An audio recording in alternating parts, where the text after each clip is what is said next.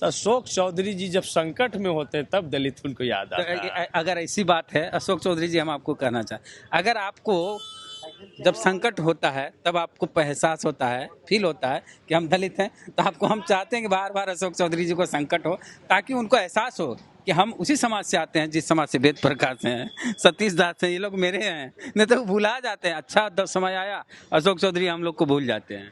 एकदम दलित अशोक चौधरी के साथ में खड़ा होते हैं, सहानुभूति रखते हैं, लेकिन दलितों के साथ में अशोक चौधरी जी का खड़ा होने का इतिहास नहीं रहा।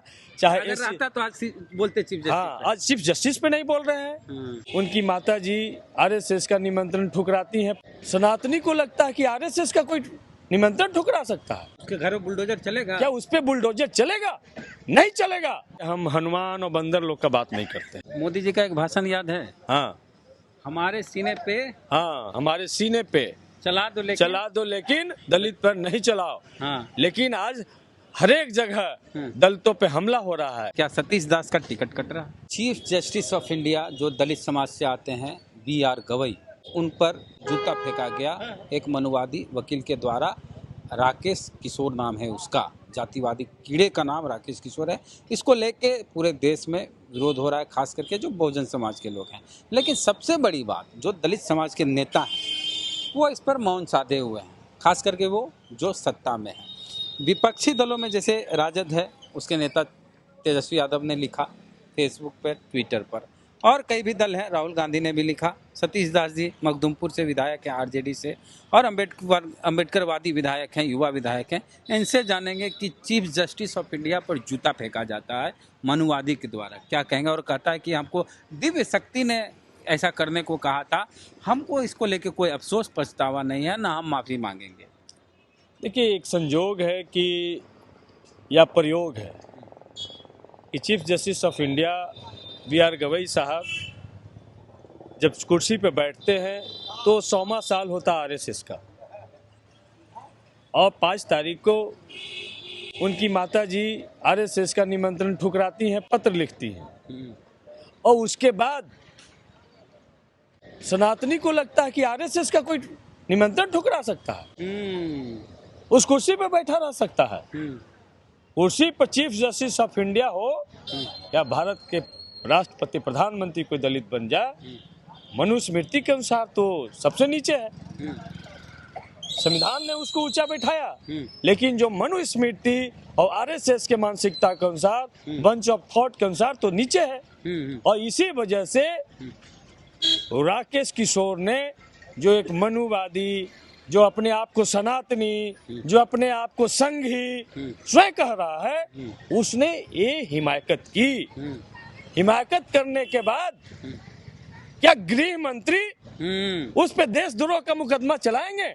संविधान पे हमला, बाबा साहेब पे हमला, चीफ जस्टिस ऑफ इंडिया पे हमला, क्या ये देशद्रोह का काम नहीं है? उसके घर में बुलडोजर चलेगा? क्या उस पे बुलडोजर चलेगा?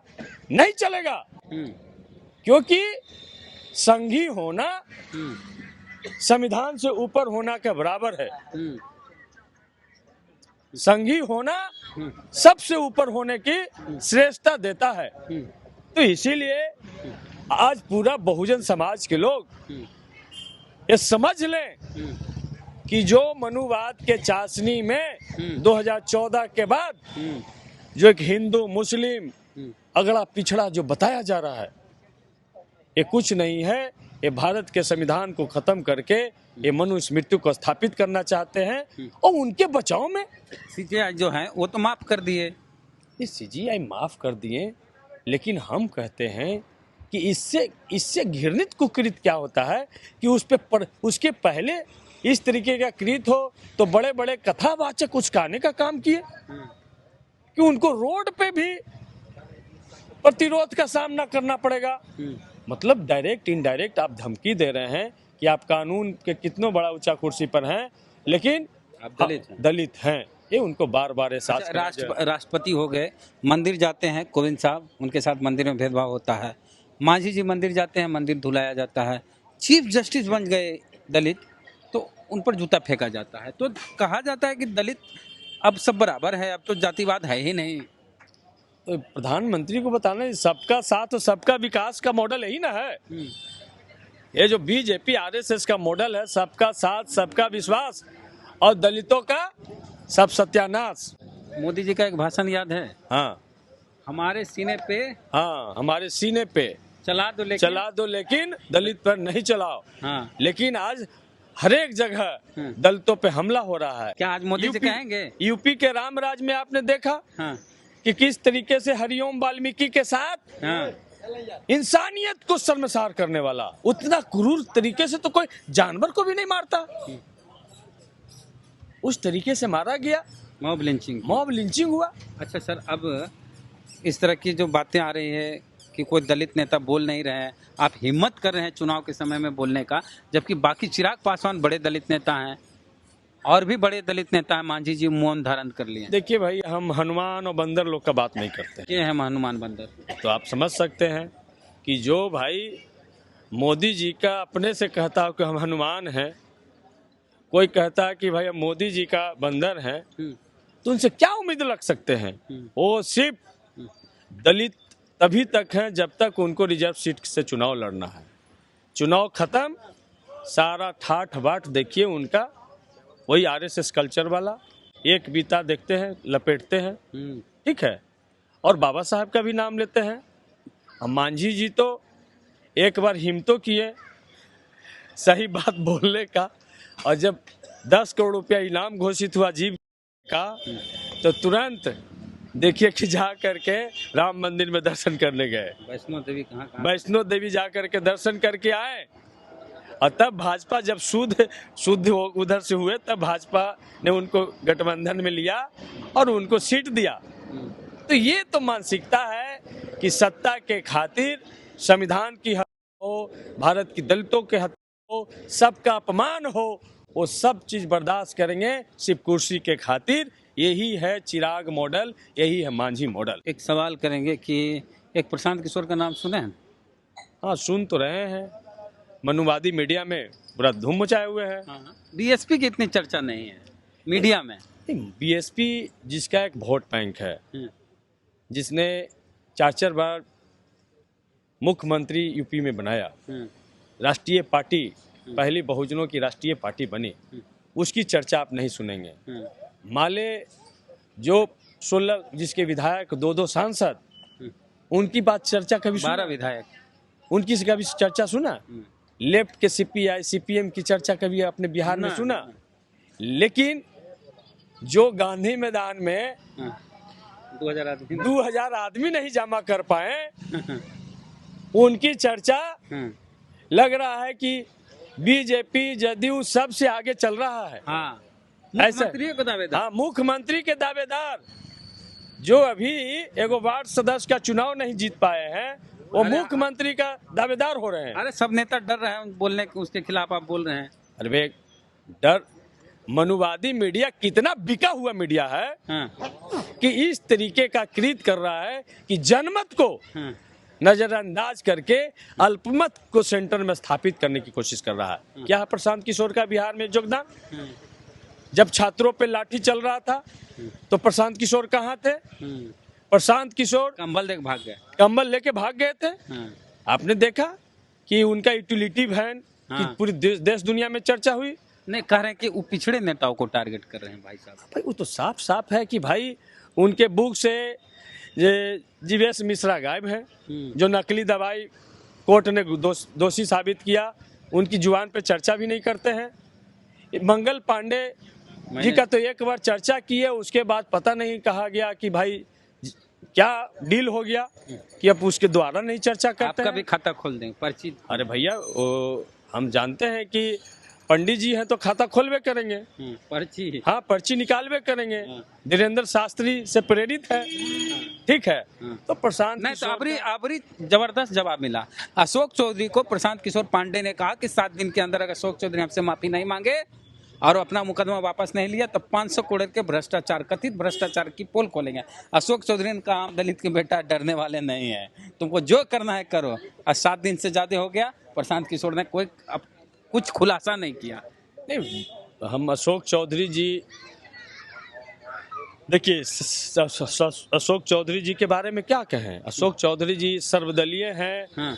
और सब भाषा- जात में एक्सेप्ट किए जाते हैं। भाषा तो आप प्रशांत किशोर की ही बोल रहे नहीं, सब जात में एक्सेप्ट किए जाते हैं। हैं। कभी दलितों के साथ में अशोक चौधरी जी का खड़ा रहने का इतिहास नहीं रहा। दलित अशोक चौधरी के साथ खड़ा हो जाते हैं। दलित अशोक चौधरी के साथ में खड़ा होते हैं, सहानुभूति रखते हैं, लेकिन दलितों के साथ में अशोक चौधरी जी का खड़ा होने का इतिहास नहीं रहा। चाहे अगर रहता तो आज बोलते चीफ जस्टिस हाँ, आज चीफ जस्टिस पे नहीं बोल रहे हैं, पे। राष्ट्रपति जी का अपमान हुआ उस पे नहीं बोल रहे हैं, हाँ। द्रौपदी मुर्मू जी को निमंत्रण नहीं मिला राम मंदिर के प्राण प्रतिष्ठा में उस पे नहीं बोल रहे हैं, जीताराम मांझी जी का जी काटा जा रहा था उसमें नहीं बोल रहे थे, सतीश दास को करके विधानसभा के बाहर फेंक दिया गया, अशोक चौधरी जी का जुबान नहीं हिला। तो अशोक चौधरी जी जब संकट में होते हैं तब दलित उनको याद आता है। अगर ऐसी बात है अशोक चौधरी जी, हम आपको कहना चाहें, अगर आपको जब संकट होता है तब आपको एहसास होता है, फील होता है कि हम दलित हैं, तो आपको हम चाहते हैं कि बार बार अशोक चौधरी जी को संकट हो, ताकि उनको एहसास हो कि हम उसी समाज से आते हैं जिस समाज से वेद प्रकाश हैं, सतीश दास हैं, ये लोग मेरे हैं। नहीं तो भुला जाते हैं। अच्छा दस समय आया, अशोक चौधरी हम लोग को भूल जाते हैं। एकदम भूल जाते हैं। एक सवाल और है, चूंकि कई पार्टियों में ऐसा होता है ना कि हर दल में अपने अपने विधायक हैं हर क्षेत्र से, तो अपने ही विधायक का टिकट कटाने के लिए उसी ही पार्टी से दूसरे दावेदार अपने 10-20 गो कार्यकर्ता समर्थक बुला के विरोध करवाते हैं। ऐसा आपके साथ भी हुआ। आपकी ही पार्टी के नेता आरजेडी ऑफिस में जाके या लालू जी के आवास में जाके आपके विरोध में लोगों को लाए, तो इससे क्या असर हुआ? क्या सतीश दास का टिकट कट रहा? देखिए, साफ साफ लोकतंत्र में और खास करके किसी भी पार्टी में कोई राजनीति करता है, यदि उस श्रेणी में आते हैं तो उनको टिकट मांगने का अधिकार है, लेकिन पार्टी का कुछ नियम कानून और डिसिप्लिन भी है। यदि आप सही तरीके से पार्टी में अपनी दावेदारी पेश करते हैं तो नेता या जो निर्णय करने वाली टीम है वो तय करेंगे। सतीश दास को जब टिकट मिला था तो हमने तो किसी का पुतला नहीं जलाया था, हम किसी का विरोध नहीं किए थे, लेकिन हम संघर्ष कर रहे थे। हम पर दर्जनों मुकदमे हो रहे थे, जेल जा रहे थे, SC/ST एक्ट के 2 अप्रैल को हम गिरफ्तार हो रहे थे। आपकी बच्ची को पुलिस CNRC NPR पे हम संघर्ष कर रहे थे, हमारी 6 साल की बेटी को गिरफ्तार किया गया था। तो ये भी पार्टी देख रही थी और एक साधारण वर्कर को पार्टी ने बुला करके और हमें टिकट देने का काम किया और एक साधारण लड़का को माननीय बनाया पार्टी ने। तो अगर पार्टी में आप डिसिप्लिन तरीके से संघर्ष, लड़ाई, आंदोलन करते हैं। की बात नहीं है, श्याम रजक का भी विरोध करने के लिए उनकी ही पार्टी के लोग जदयू ऑफिस में गए, हंगामा की, एक श्याम रजक का टिकट काटो भाई। तो टिकट अभी अचानक अब, तो ये देखिए हर पार्टी में हर क्षेत्र से कई दावेदार होते हैं, तो जो दावेदार एक कोई होते हैं जिनको लगता है कि हमको टिकट नहीं मिल रहा है, तो टिकट लेने के लिए जिनको टिकट मिला हुआ है, जो विधायक हैं, उनका टिकट कटवाने के लिए इस तरह का कांड करते हैं। एकदम सही बात आपने कहा और हम तो भाई सभी कार्यकर्ताओं का सम्मान करते हैं, और जिन लोगों ने ऐसा किया वो न अपना भला किया न पार्टी का भला किया। पार्टी बदनाम होती है, उससे पार्टी की छवि धूमिल होती है।